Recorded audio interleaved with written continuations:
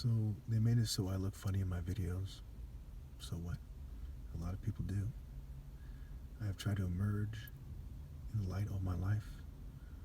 Why try to cover me in darkness? Why begrudge me these things?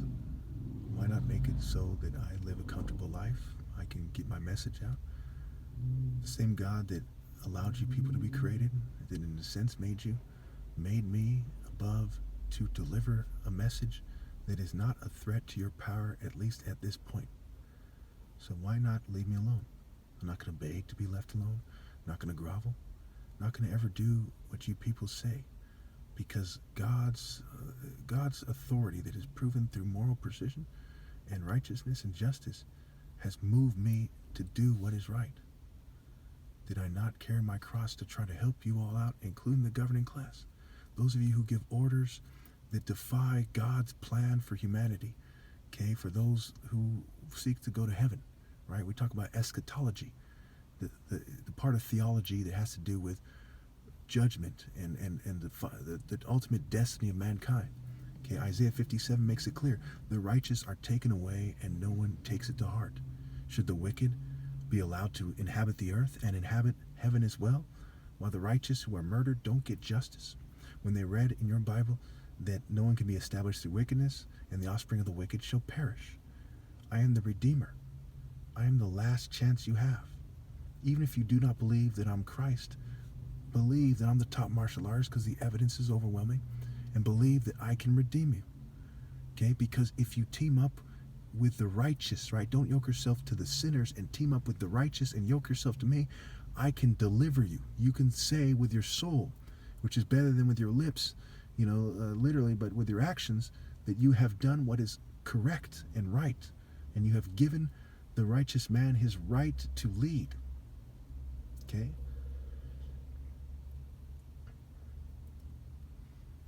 When we look at the different parables, they all point to giving me my right to lead. So let's start with Proverbs 16:12. Kings detest wrongdoing, for a throne is established through righteousness. Proverbs 16:10. A king speaks with divine. A king speaks as an oracle. God's judgment is on the mouth of a king. The divine verdict is on the mouth of a king. He must not err in judgment. So my actions are also the verdict. I've accepted persecution for many, many years. With a college degree, I have chosen to be persecuted. I knew I was going to be persecuted since 2009, more than I was historically in my life. And I knew these things, and I did what is the right thing to do. I walked in the way of righteousness along the path of justice. Any so-called mistakes were minor and cannot be held against me. I'm blameless because they persecuted me to such a degree, and I was born blameless. I was born with wings, so to speak, to fly to the sky walker, because my morality, the justice that I carry with me in my heart, in my soul, are like my wings. Okay, the wings of the wind of God's wind. Okay, of God's wind and wind. So when we look at the parables, the parable of the tenant, it says, don't betray the heir. Okay, the heir, righteousness and justice proves it. Isaiah 5, God looked for righteousness and justice in the vineyard. You look for righteousness and justice in the air. The water of righteousness waters the tree of life, which is the tree of righteousness, and it bears fruit of righteousness and justice, and it's all connected. It's righteousness every step of the way. The source of righteousness in various forms does it express itself as righteousness, and the process is righteousness from the start to the finish. Okay? When I look to women to treat me fairly, right? Pay the worker his wages. I'm the most righteous person ever lived. They should greet me that way. They should be prepared to receive me. They shouldn't be listening to the people of this world.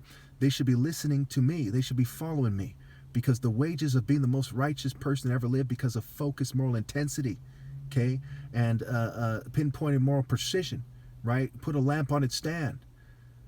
Okay, when someone is the most righteous person that ever lived, as ever possible, he has to say that, or it's not putting a light on its stand. And my actions aren't enough because they're trying to cover it up. They're editing my videos. So I have to scramble to point that out again and again every chance I get. Okay? Who lights a lamp and puts it under a bushel or a bowl? put it on its stand. Again, so parable of the tenants proves my point. Parable of the lamp on the stand. Okay, the rich fool, right? Why store riches in this world? Why take that path? Why yoke yourself to financial stability instead of to God? And Jesus in the Bible, the Son of Man has no place to lay his head. Okay, this is what we expect them to persecute me and try to make me poor. So especially when more rich women, shun me, it's an extreme crime. Okay, we look at the parable of the 10 virgins. They're supposed to be waiting for me to receive me, not just the churches, but literally women. Okay, when we look at the parable of the pearl, right? The person sold everything he had to get that hidden pearl. The parable of the hidden treasure. The person sold everything he had to get that, to buy the land, to get the treasure. Okay. We look at the parable of the sower, right? It's your actions, your heart, is your heart with God, and you receive the word and do what you're supposed to do. Okay. All these parables point to me, and that the people should obey God through me, not to politicians, not to churches that are loud and hardly persecuted, and being persecuted by controlled opposition when someone is controlled opposition doesn't count. We look at all these parables, they prove that I'm right. The 10 minas, right? You say the person put his mina away and then gave it back to God. He said, that's not good enough. You have to go out there and make more minas. It's what you mean, what you do, the name of God. You see what I'm saying? You have to multiply. You have to produce deeds. James said, faith without deeds is dead. As the body without the spirit is dead, faith without works is dead. And the spirit obviously has righteousness. Being nice isn't the same as being righteous. All the parables, in a sense, prove my point. The faithful servant. The wedding banquet, right? You're supposed to rally to the king and celebrate my victories in my presence and obey God through me in my presence. Okay? And those people who don't have the wedding clothes, which is the righteous acts and fine linen, they're thrown outside where there'll be weeping and gnashing of teeth. Those who would not have me be king are brought to before God and me, and the angels torture them in front of me. Okay? That's what is saying in the parables. Why don't you people understand? Why are your hearts so dull and deceitful and fair weather and callous? It says it in the parables.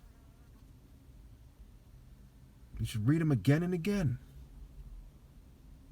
Don't you see, when I'm gone, you can't just split me. What did they do in the parable of the 10? It's the most important parable of all. They took them outside the vineyard.